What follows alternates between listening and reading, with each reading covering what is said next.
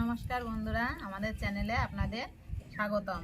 আজকে আমি তৈরি করব মেটে আলু দিয়ে আর রুই মাছ। আমি এর জন্য রুই মাছ নিয়েছি, 7 টুকরো রুই মাছ নিয়েছি। আর দেখেন মেটে আলু, এইটা প্রতি ওই যে বড় গাছে ওঠে সে এর গোড়ায় যে আলুটা হয় সেই আলু এইটা। আর এর জন্য সামান্য একটু মশলা নিয়েছি।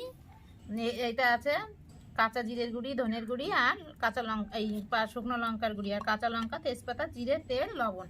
এতেই আমার রান্নাটা হয়ে যাবে। আমি এখন এই আলুটা টুকরো করে কেটে নেব।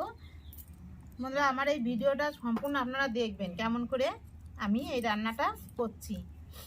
আর রান্না কেমন হলো কমেন্ট করে জানাবেন। ভিডিওর নিচে যে ঘন্টার মতো একটা ছবি আছে ওইটায় টাচ করবেন আর একটা লাইক দিয়ে দেবেন।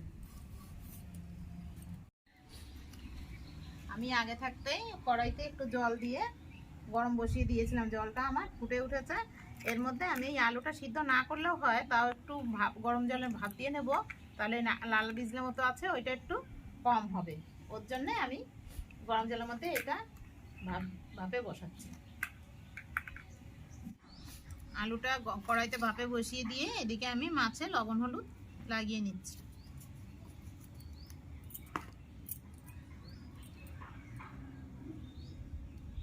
আর এইখানে যে শুকনো মশলাটা রেখেছি এর মধ্যে একটু জল দিয়ে ভিজিয়ে রাখছি।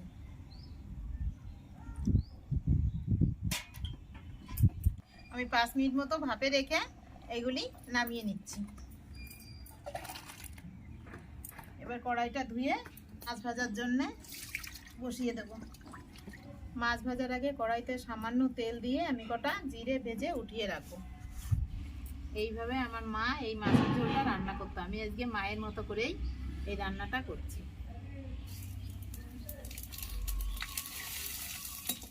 আমার তেলটা গরম হয়ে গেছে, ধোয়া উঠছে। আমি এখন এক এক করে মাছগুলি ছেড়ে দেব। মাছগুলি আমার সব ভাজা হয়ে গেছে।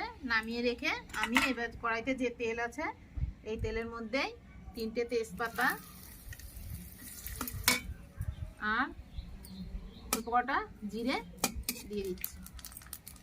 জিরে তেজপাতা বেশ পুড়ে গেছে। এখন আমি যে শুকনো মশলা ভিজিয়ে রেখেছিলাম, লঙ্কার গুঁড়ি, জিরের গুঁড়ি, ধনের গুঁড়ি, ওইটা তেলের পরে ছেড়ে দিচ্ছি। নাড়াচাড়া দিয়ে আমি এই যে সিদ্ধ করা আলুটা এর মধ্যে ঢেলে দিলাম। এর মধ্যে আমার গাছ আলু একটু কম ছিল বলে আমি আবার একটা গোল আলু এর মধ্যে দিয়ে দিয়েছি।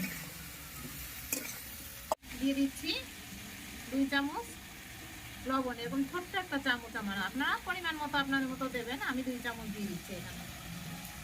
আর দিচ্ছি, এতক্ষণ আমি কোনো হলুদ দিইনি। এখন আমি এই যে এরকম ছোটো চামচে সমান সমান 2 চামচ হলুদ দিয়ে দিলাম। নেড়ে চেড়ে এর মধ্যে এই 5-6টা কাঁচা লঙ্কা রেখেছি, কাঁচা লঙ্কাটা আমি এখন এর মধ্যে দিয়ে দিচ্ছি।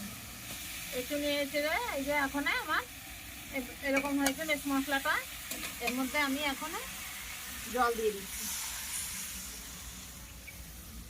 তরকারিটা ঢাকা দিয়ে যা ফুটছে এই অবস্থা আমি তরকারিটা ঢাকা দিয়ে রাখলাম। রেখে এবার যে ভাজা জিরেটা নামিয়ে রেখেছিলাম প্রথমে, সেই জিরেটা আমি শিলনোড়াতে বেটে নেব। এই বাটা মশলাটা দিলে তরকারিটা বেশি স্বাদ হয়।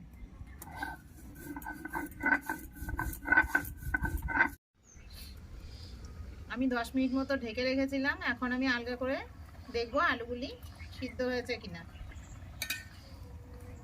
হ্যাঁ, আলুগুলি আমার সিদ্ধ হয়ে এসছে।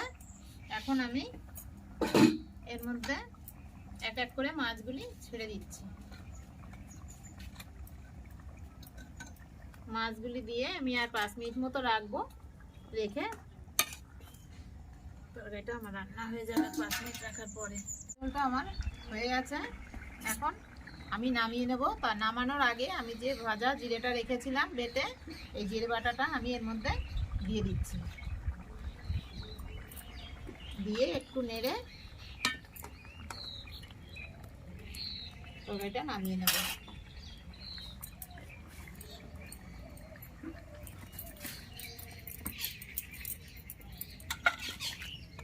আজকে আমাদের দুপুরবেলা খাবারে আছে মাছের ঝোল, শাক ভাজা, বেগুন ভাজা, চাটনি। এই মেটে আলু দিয়ে মাছের ঝোলটা দিয়ে আজকে আমাদের খাওয়া দাওয়া হবে। আপনারা বাড়িতে এইভাবে মেটে আলু দিয়ে মাছ রান্না করে খেয়ে দেখবেন কেমন লাগে, তারপর আমারে কমেন্ট করে জানাবেন।